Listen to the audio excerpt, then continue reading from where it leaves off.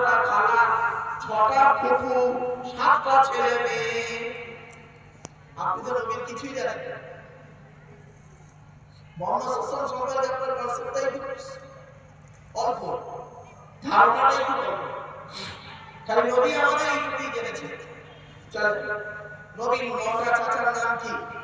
বড় চাচার নাম হলো হারিস, জুবাইর, মুকাইয়িদ, হাইদা, যায়দা, আবু লাহাব, হামজা, আব্বাস, আবু তালেব। নবীর বাপ হলো আব্দুল্লাহ। নবীর 7টা ছেলে মেয়ে, 3টে পুত্র সন্তান, 4টে কন্যা সন্তান। 3টে পুত্র সন্তানের নাম কি? 3টে পুত্র সন্তানের নাম হলো, বড় ছেলেটার নাম হলো কাসেম, তারপর হলো তাহের বা তৈয়ব, ছোট ছেলেটার নাম হলো ইব্রাহিম। 4টে কন্যা সন্তান কে? বড় মেয়েটার নাম জাইনাব, রুকাইয়া, উম্মে কুলসুম। ছোট মেয়েটার নাম হলো ফাতেমা, যার সঙ্গে নবী আলী বিবাহ দিয়েছিলেন। আচ্ছা, আরবে কি ছেলের অভাব ছিল? মুহাম্মদ সাল্লাল্লাহু আলাইহি ওয়াসাল্লাম হযরত আলীকে জামাই করতে গেলেন কেন?